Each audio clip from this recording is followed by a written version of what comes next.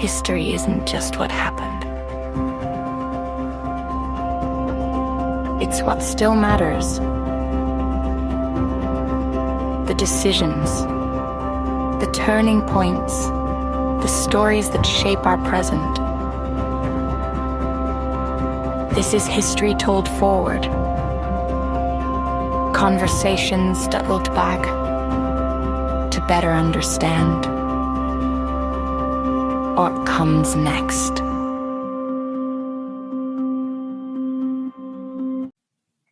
Welcome, everyone, to History Told Forward. I am your host, Donald Dunn.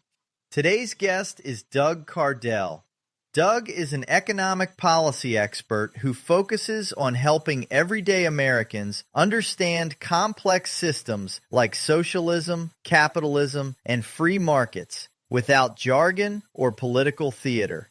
He's the author of Why Socialism Struggles, a clear question-and-answer guide that tackles one of today's most misunderstood and emotionally charged economic debates. Drawing on decades of research, historical case studies, and real-world data, Doug explains why socialism repeatedly fails in practice despite its appeal in theory. His work emphasizes incentives, human behavior, and the price system, key forces often ignored in modern political discussions about the economy. Let's welcome to the show, Doug Cardell. Hey, how's it going, Doug? Welcome to the show, man. Great, Donald. I'm happy to be here. So I was kind of looking forward to this because, you know, from when I was a kid up to now, the look on socialism and stuff is really changed. It's almost like socialism has become like a buzzword, you know, and it's interesting that we're going to have this conversation today, but I think some good stuff's going to come about it. So I hope. So why don't we start a little bit about yourself? What brought you into this world as far as socialism? I know how everybody got to the world, but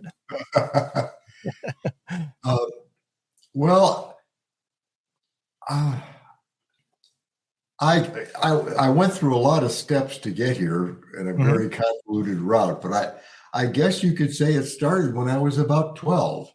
Okay. I remember somebody telling me, I don't remember who it was right now, how wonderful socialism was. And I said, well, explain it to me. I don't know what that is. And they tried to explain it. And I said, well, that won't work. And the person said, what do you mean it won't work? I said, well, that would only work if everyone were a saint. And they're not. Yeah. And the person I was talking to sort of started around a little bit and said, maybe I have to look into that or something to that effect. And ever since then, I've talked to a lot of people about what's going on with it. Ended up a career in mathematics and then later in economics. Mm-hmm. And both in mathematics, I've done a lot of work in mathematical modeling and system dynamics modeling. And in both of those arenas, I've made lots of mathematical and system dynamic models that test socialism, and it can't work. Even if everyone were a saint, it still wouldn't work because it's economically unsound. Yeah, that's no shocker that socialism doesn't math. That's for sure. So let me ask you this: what do you think's kind of bringing that back? Then what do you think? Why do you think the terms like socialism, capitalism, and fascism are all getting thrown around today so casually, like it's, you know, the new big thing? Not that it's been around for years and failed for years. Yeah, I think it's first because people don't know what the words mean. I think, like, when you hear somebody like Bernie Sanders talk about socialism, mm-hmm. he's not a socialist. Yeah. He thinks he is, I guess, but he's not. Socialism is a system of economics where the government owns all property and the means of production. Yeah. And there's only until recently, there were three truly socialist countries in the world. Now we're down to 2 after Maduro got dethroned. And so the only ones left are North Korea and Cuba. There are other countries somewhere along the continuum, but those are the only 2 that are really there. And it's hard for me to believe that even Bernie Sanders is advocating that we move the United States closer to North Korea. Yeah. I mean, the things he complains about, for example, like income inequality, are far, far unimaginably greater in North Korea. I mean, the rulers live in palaces and the people are living on $2 a day. Yeah. It's hard to get more unequal than that. And so that's the thing with, I think what Sanders probably is thinking about is what he calls democratic socialism. First of all, that's a moron. There's no such thing. You can't have democracy and socialism. The 2 are incompatible. Because if you can't control your economic choices, where is there room for democracy? Yeah. I think what he thinks he's talking about are what are truly called the social democracies of Europe. Those are by no stretch of the imagination socialist. You've probably heard of IKEA. Yep. That's a furniture company that is capitalist. I mean, the countries in the Nordic countries are all capitalist countries. And in fact, the prime minister of Denmark, I saw recently on a program somewhere that telling people they were crazy, that Denmark is not a capitalist or socialist country. It's pure capitalism. The only difference is many of those countries have a slightly larger social safety net than the U.S. does. And that's basically the only difference. And most of them are in the process of retreating from that. Because as Margaret Thatcher said, they're finding out that it gets tough when you run out of other people's money. Yeah. Yeah. I mean, at the end of the day, you said it best. I've never looked at, and I guess it's my own ignorance because I've never considered North Korea to be socialist, right? Everybody looks at them as communist, but reality, socialism is more about the economic way that they do things versus the way the government is dictated or ran, right? Communism, according to Marx, is a pipe dream. It's kind of like democratic socialism. In Marx's view, socialism would be so successful that eventually the government would wither away, and then we would have capitalism. I'm sorry, communism. Yeah. So is North Korea, has their government withered away to the point that it became communist? No.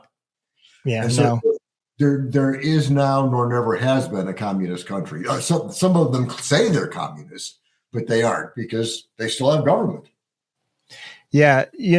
I've read there's a podcast and I should have looked it up before I started this from Sean Ryan, where he talked about a person that escaped from North Korea. And if anybody out there ever wants to get an idea of what people are living on and eating on that are not in the upper regime, you might be surprised, and it might change your thoughts on the way socialism, how great it works, because, we're talking about people that are eating rotten food and everything else, just trying to make it through winters that they can't grow anything, and so forth. And the rice has ran out. So, it is not a function that is going to work. So what motivated you to write Why Socialism Struggles Now?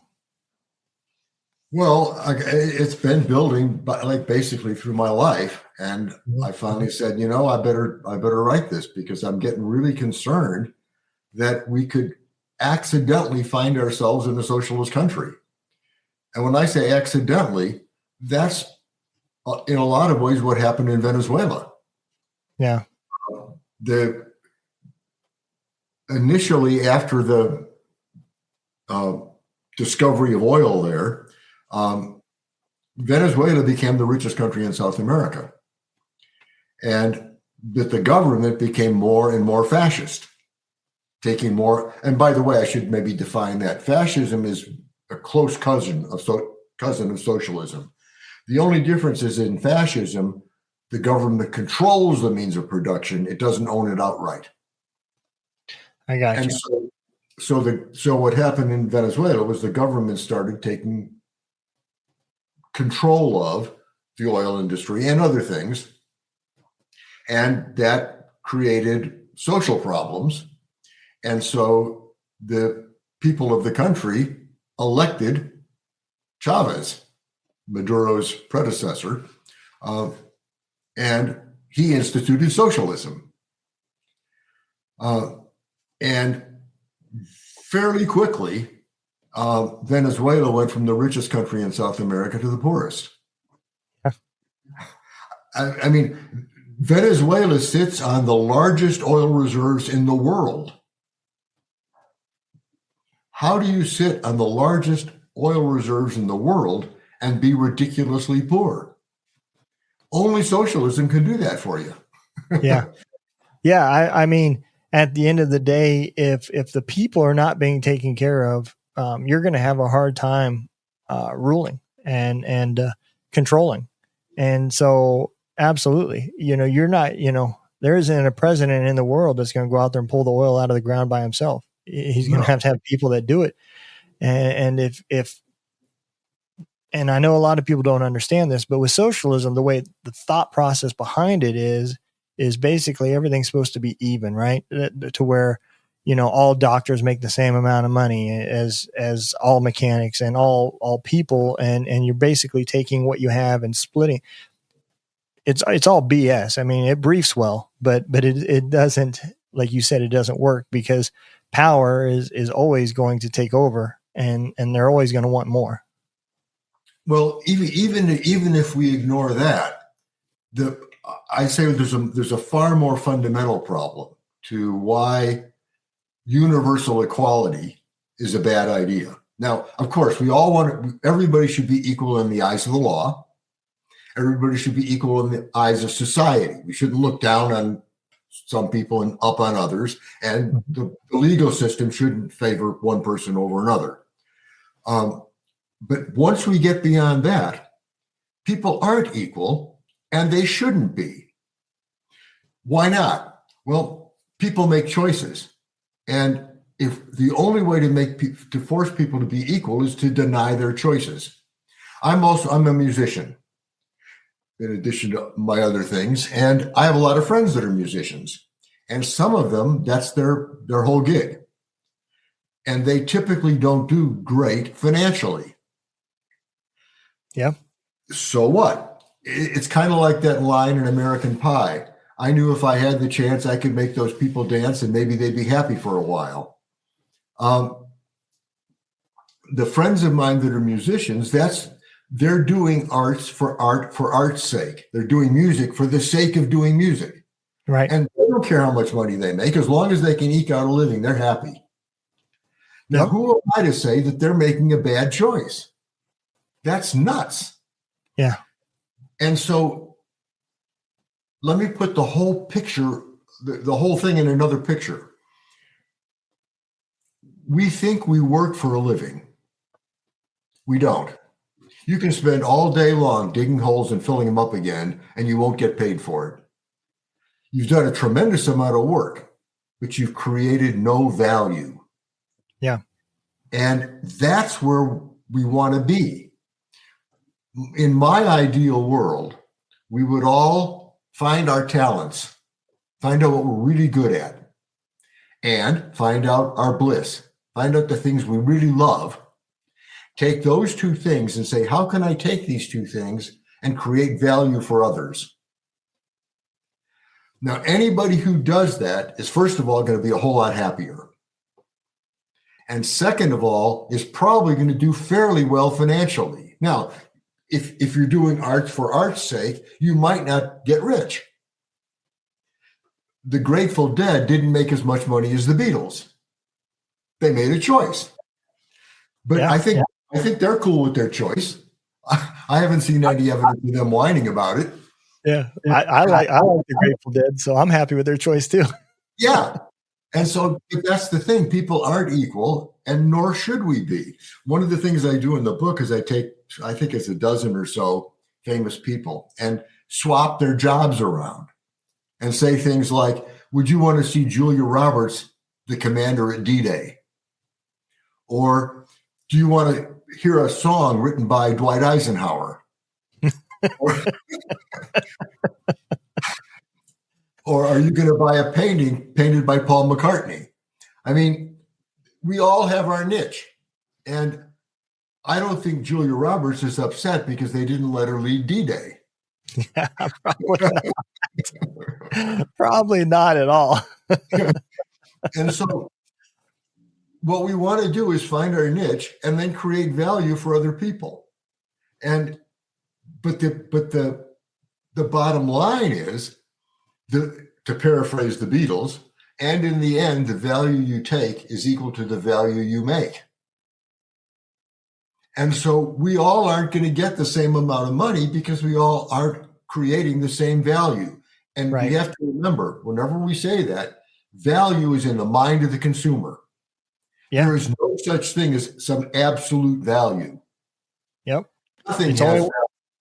It's only worth what somebody's willing to pay. That's exactly right. And so, I had a friend that complained that he couldn't make enough money. He was thinking like he wanted to be a socialist. He had divided it out and said he wasn't getting his fair share of the gross domestic product. And I said, well, have you done much market research to find out what kind of jewelry people want? He said, no, I just make good stuff that looks good to me. I said, well, yeah, but if you're not doing it for a consumer, it's not going to work out well because you have to make something that people want if you want to sell it. Now, it's cool to make jewelry to make yourself happy. I'm on board with that. But don't complain because you can't sell it, because you're doing it to make yourself happy. And that's great. But, and people whine about the billionaires like Bill Gates. Man, why would I complain about Bill Gates? He's created a whole lot more value than I have. I mean, he just has. There's no denying that. I'm on a PC right now, and we're talking on the internet, and we couldn't be doing this at all if it weren't for Bill Gates. He made our lives better. So I'm going to complain because he makes money doing it? In economics, we call that growing the pie.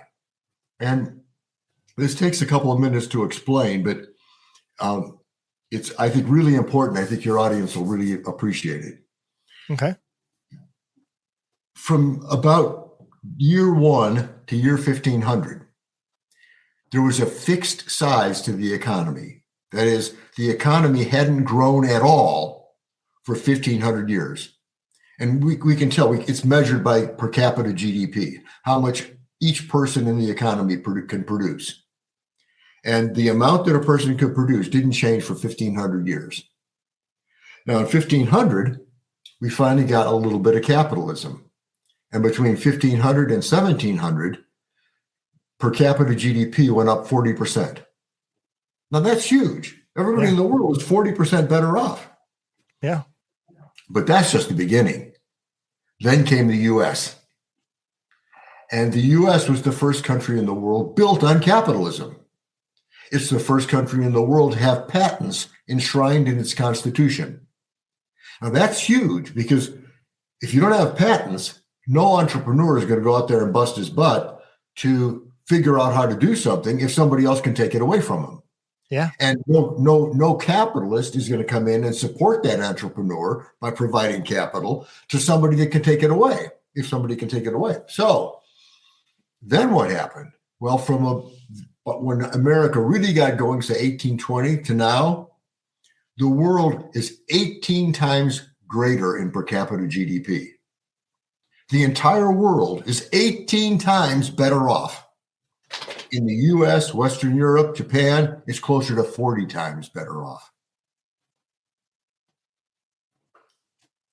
And What we call that in economics is growing the pie. That is, the capitalists don't, let me retreat. Back in 1500, we had the legend of Robin Hood. And the reason why is because if the size of the pie stays the same and you want a bigger piece, how can you get it? Take it from somebody else. Yeah. There's no alternative. But with capitalism, what entrepreneurs and capitalists do is they grow the pie.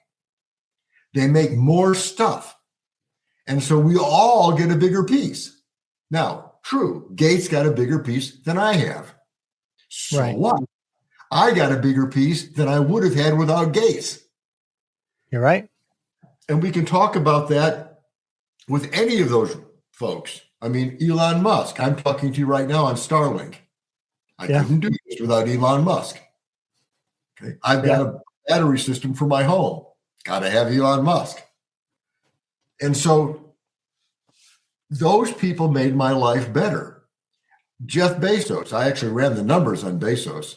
Amazon has made the average American $2,000 to $3,000 a year richer. Really? Yes, because we don't have to go to the store. We save gas. We save money. Amazon's buying power reduces the cost of everything. So I'm $2,000 or $3,000 a year richer, and I'm going to whine because he made billions off the deal. That's dumb. When you put it that way, you are absolutely right. Now, I should make clear, I am certainly not claiming that every capitalist is a wonderful person. Right. There are people out there that are exploiting the system, doing bad things. That's not the fault of capitalism. That's the fault of government. If government lets them do stuff like that, that's their problem. I had somebody talk to me the other day and was saying, well, it was capitalism that allowed slavery. I said, what are you talking about? How could capitalism create slavery? Said, well, they were buying and selling people. And I said, yeah, but that isn't the function of capitalism. That's a function of the government letting them do it. Yeah. And sure, there will be bad people that will buy and sell anything if you let them. Yeah. That isn't capitalism. That's government. And so what we want government to do is don't mess with capitalism. That is, don't try and fiddle with the economy. Don't mess with interest rates. Don't do any of that kind of stuff. That'll hurt the economy. But put in place very, very firm guardrails. Right. Don't bad people do bad stuff. Unfortunately, too much of the time, it's the reverse. One of the examples I use in my book is, oh, by the way, I should mention, it's now an Amazon bestseller.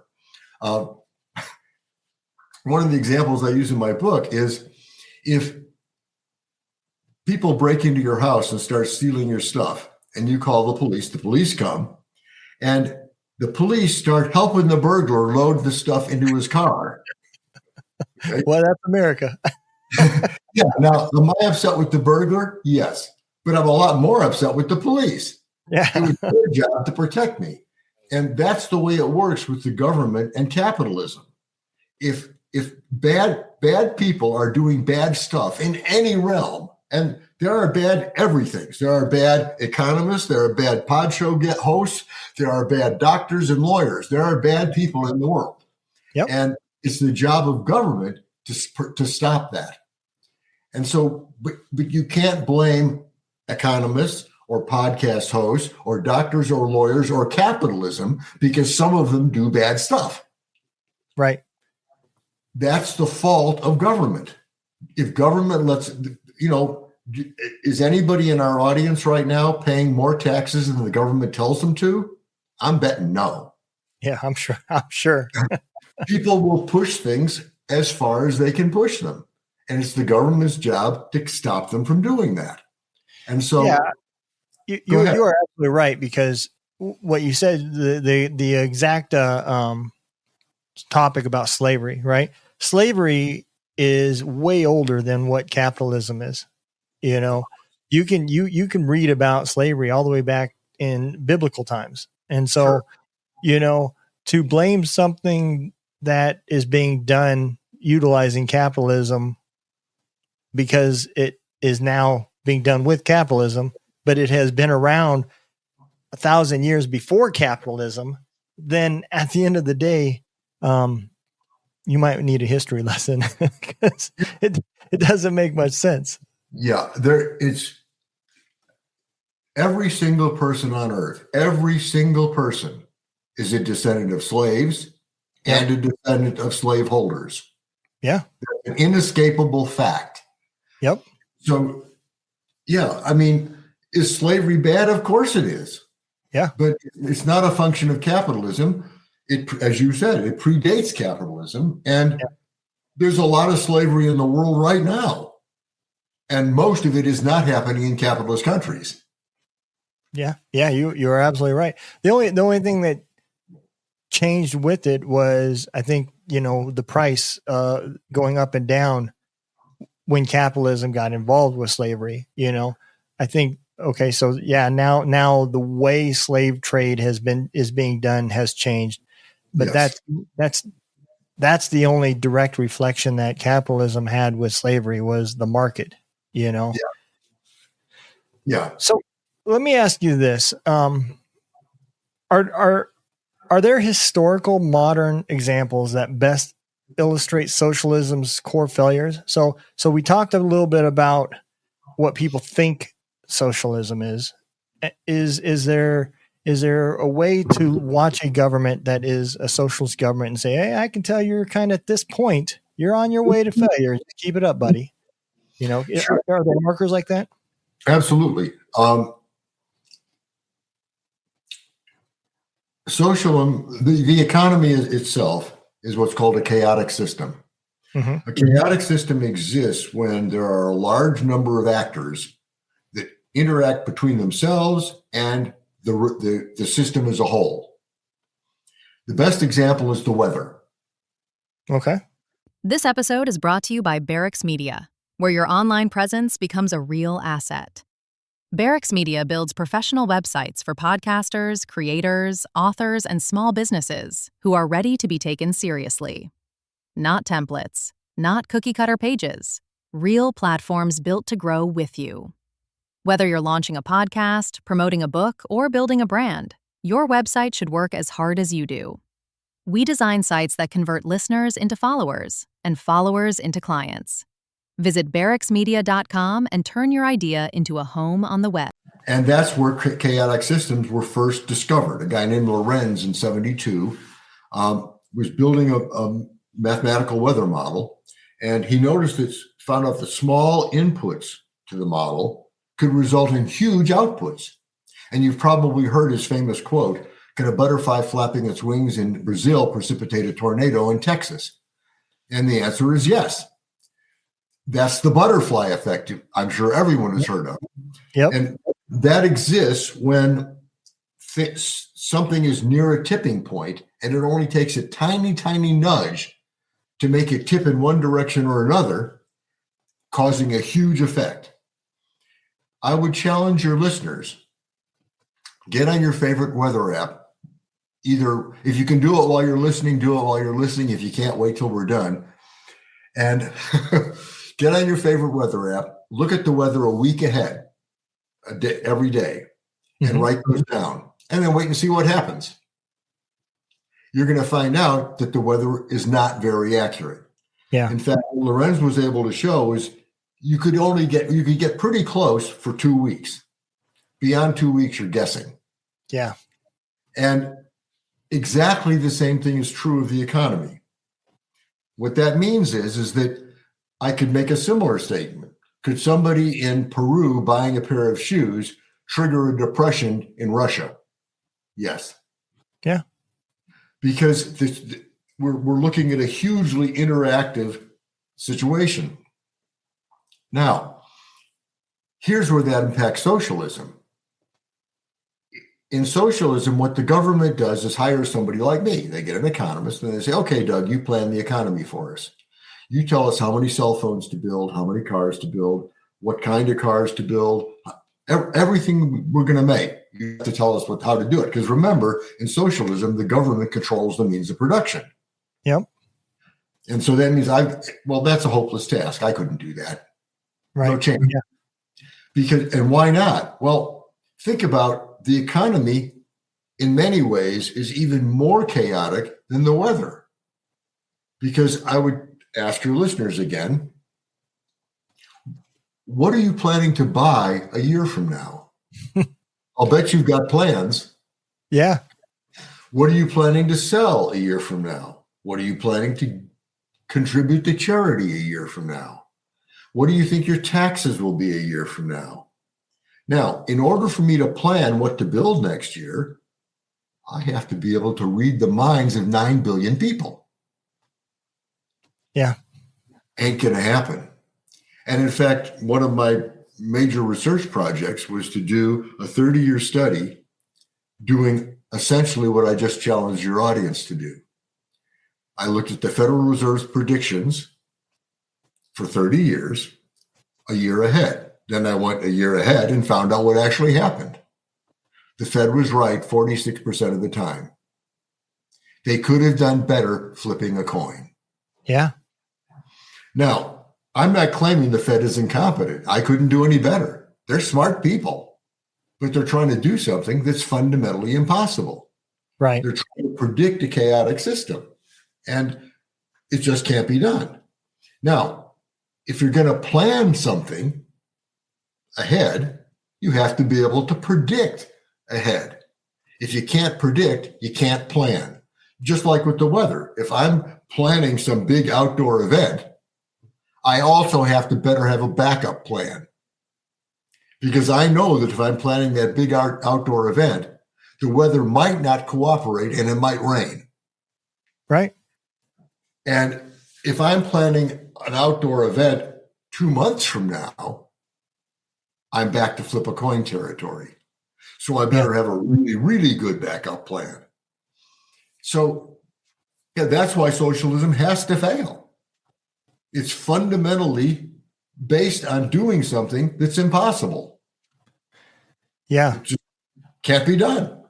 Especially when you're talking about not just a thing. It's one thing, right? If you're trying to figure out what is the price of orange juice going to be 2 years from now, okay, well, now we're going to look at the weather. How should that affect the crops? And you're trying to put this best guess estimate maybe for an investment purposes, right? Is the price going to go up or go down?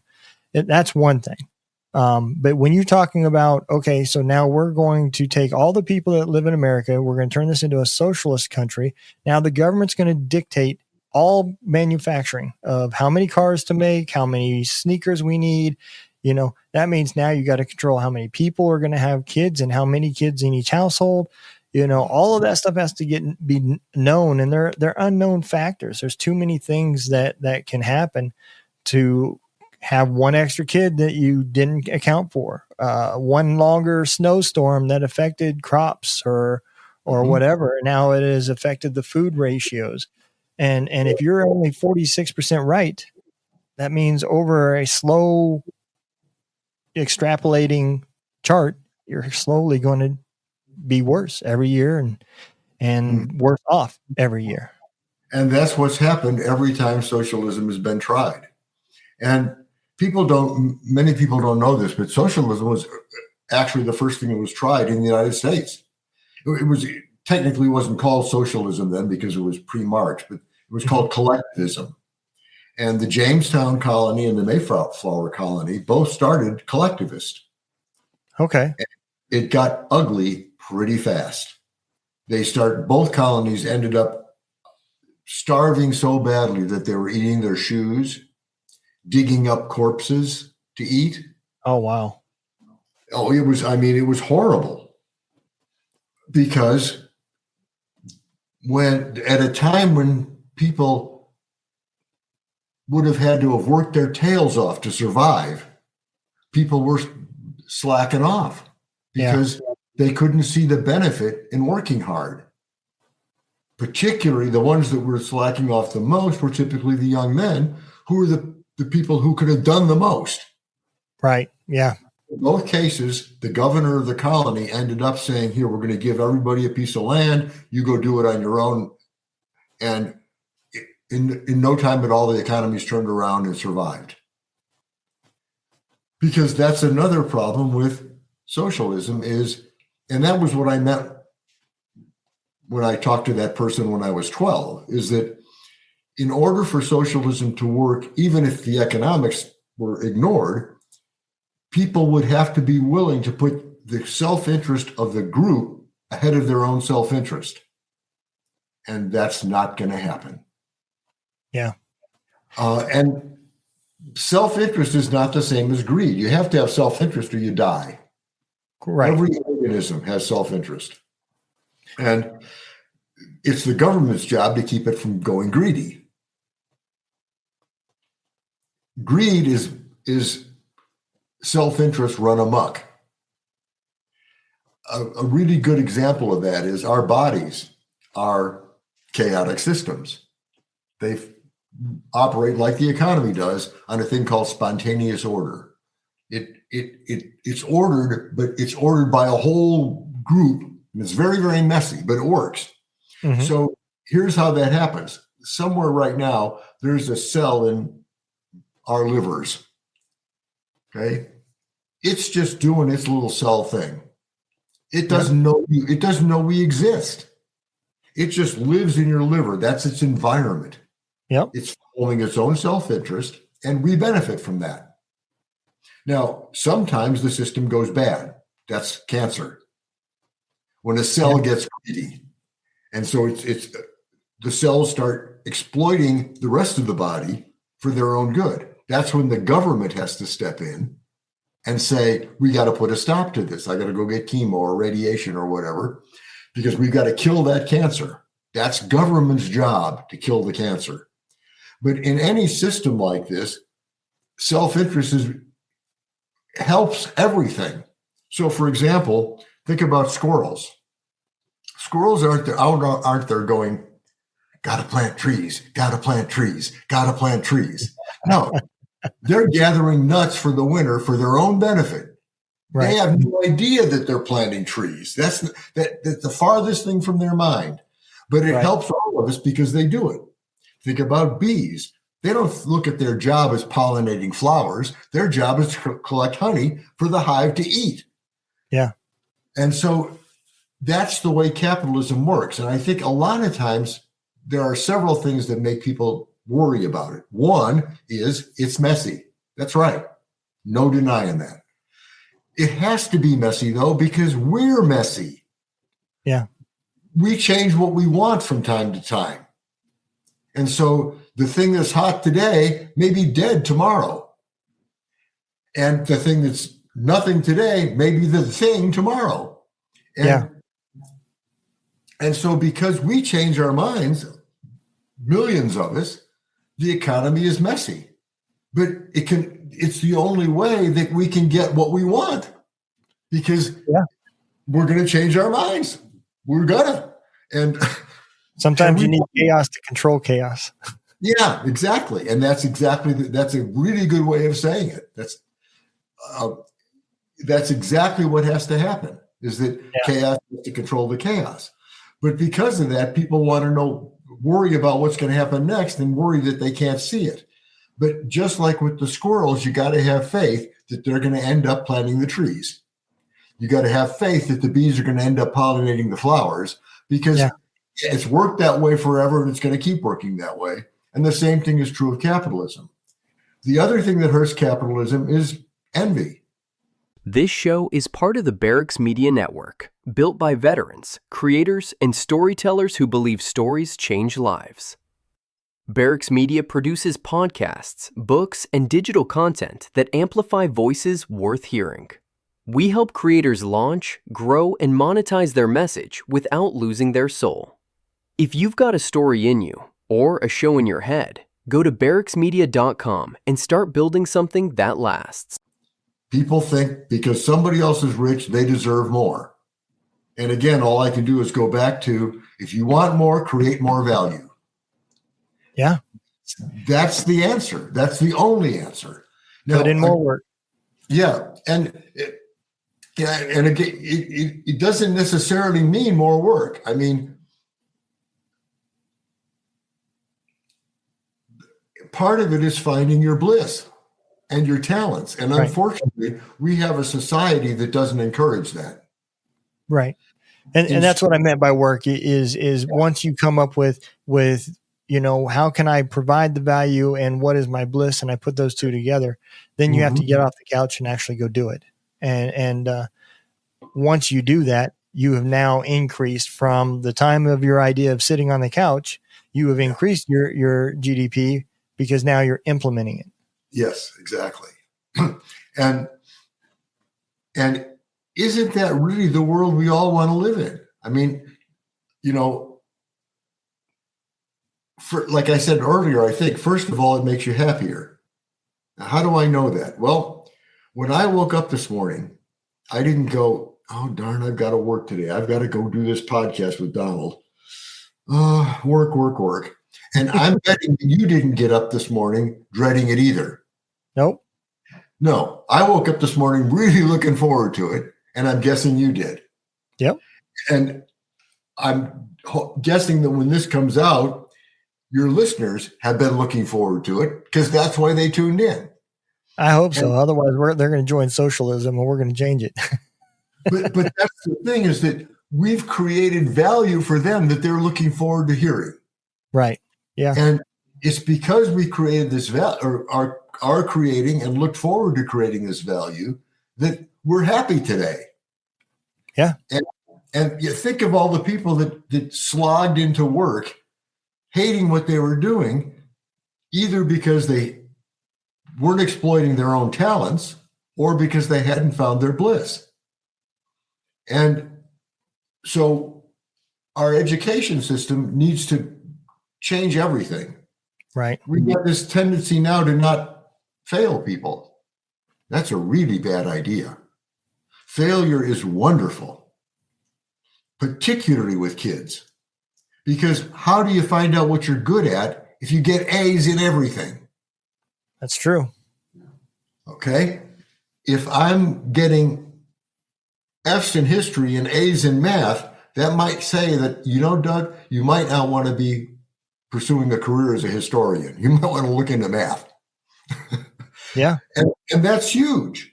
And the same thing in sports. I mean, we give kids participation trophies, and that's fine. I'm not against participation trophies because showing up is part of the job. Yeah. But they also need to get most valuable player trophies and so on, and not worry about hurting people's feelings because, when I taught high school, I can't tell you how many times I'd have some kid in high school under 5 feet as a sophomore or a junior that wants to play pro basketball. Right. And he wants to do that because he's played in a basketball league where he's done really well, according to the system. Right. He hasn't really been doing well because he's under 5 feet tall, and there's already people 6'6" in the same class he's in. And so he's planning for a career that is never going to happen. Now, of course, he's never even going to make a college team. Yeah. And so we're hurting people by not telling them the truth. If somebody sucks at something, tell them. Yeah. They need to know that. That's really, really important, valuable information. You just said something that really resonated with me, and I'm smiling because it took me back to my childhood. And as a kid, my dad loved the horse track for other reasons than the horses.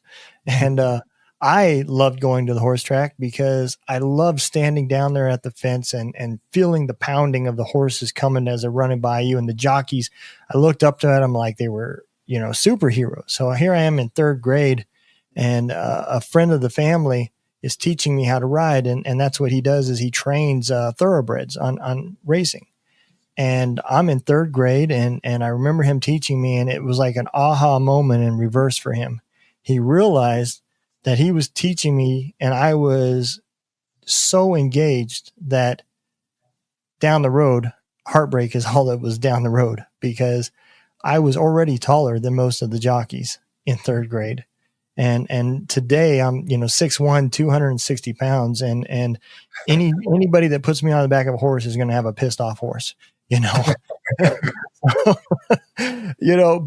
I love doing it. And that conversation happened of, I don't think we're going to work on this no more, because, you're never going to be a jockey, no matter how much you like it or how good you think you're going to be. Where the hell are you going to put your legs? And that reality allowed me to pursue other things. Yes, exactly. Yeah. So you're right. Yeah. He didn't do you any harm at all. He set you on the right path. And that's what we need to do for people. Because, again, for our listeners out there, try and imagine what the world would be like if all of us were pursuing our talents, following our bliss, and creating value for others. How could we get a world any better than that? Yeah. And that's what we need to be steering the world toward. But in order to do that, we have to understand all these things that we've talked about today. We have to understand about value and chaotic systems and capitalism and socialism. And we have to get out of the weeds and get on the freeway. Yeah. We're getting to the top of the hour. I want to dig into a little bit of your book, because I've wrote some books myself as an author, and I know how challenging it is, right? This is another one of those topics that the average person holding your book may love it, but has no idea what it took to get it in their hands. And when you sat down and wrote your book, I know you have the first part covered, and that's passion on the topic that you're writing about. But what were some of the problems and the pitfalls that you found when you were putting this book together to make it from a idea, a topic, all the way up to a bestseller? Oh, well, it took, I started out trying to build an organizational framework, I guess. I had already done a lot of economics research because I'm an economist. So I had a lot of the facts. But how do you present those facts to people? Right. And I had a few false starts. I actually started, my first thought, in fact, the original title of the book was Why Socialism Sucks. And I started out, I thought what I would do is, well, you and your listeners can guess, I like answering questions. And so I thought, well, I'll write a book of questions and answers.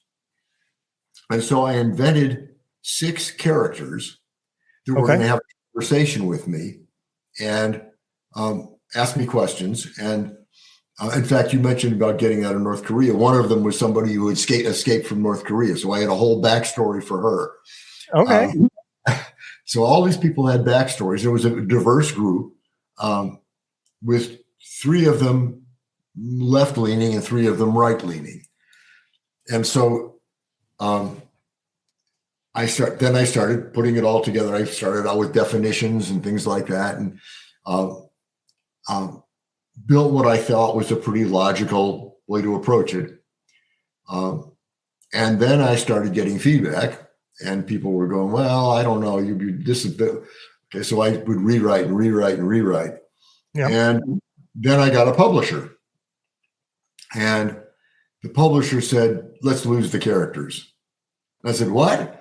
I said, well, "It's too much for a reader. You can't make that many characters and get your message across and make the whole thing work out. It's not going to work."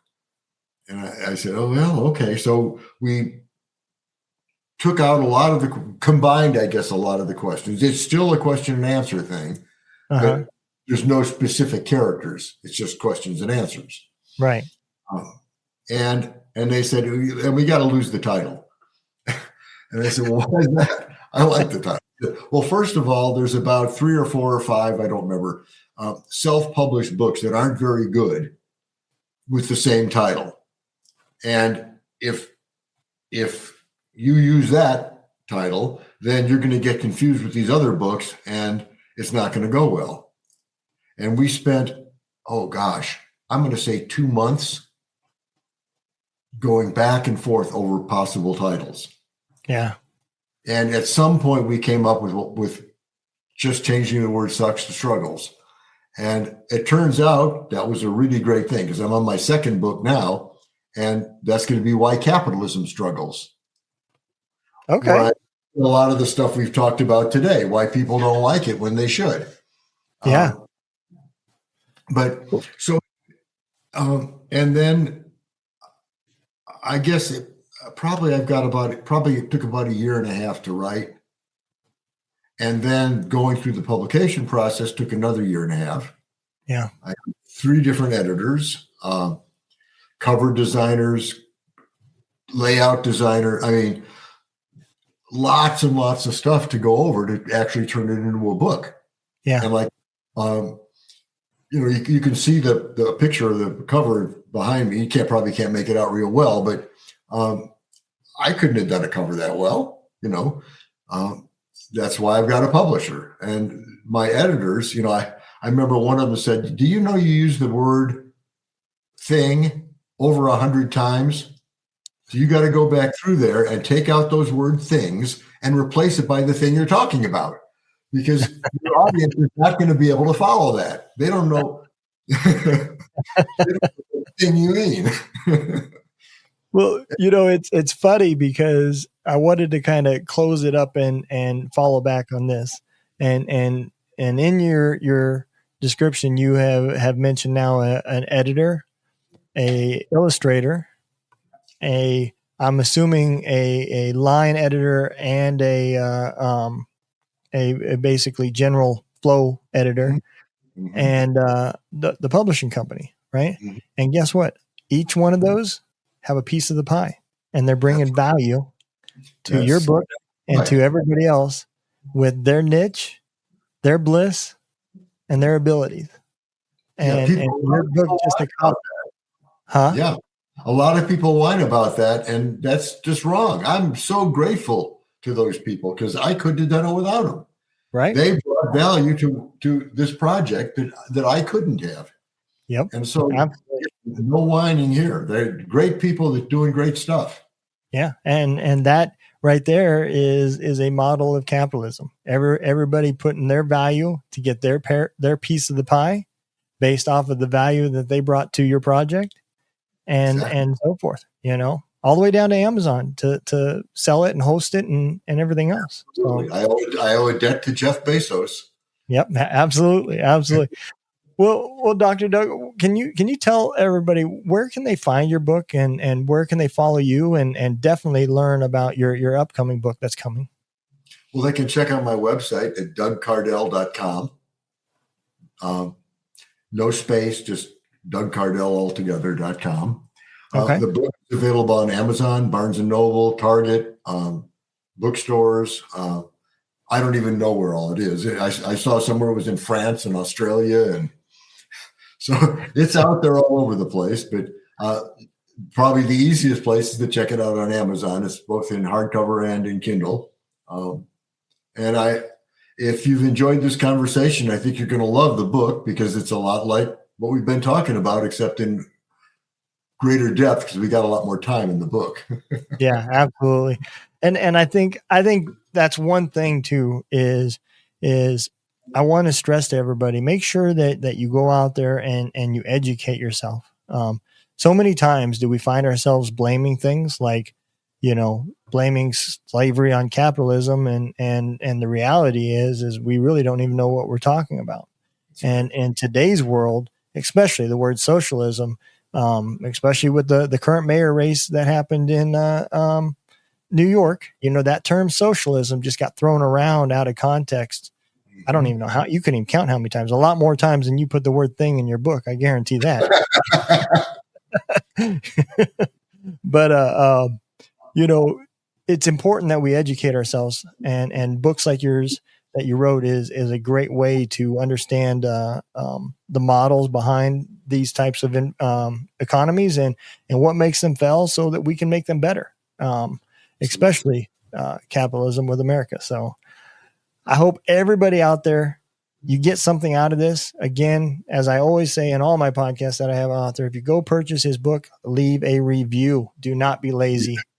Make sure you go out there and leave a review. You just don't know how much it really, truly does help all the authors out there. So, Mr. Doug Cardell, I appreciate you coming on.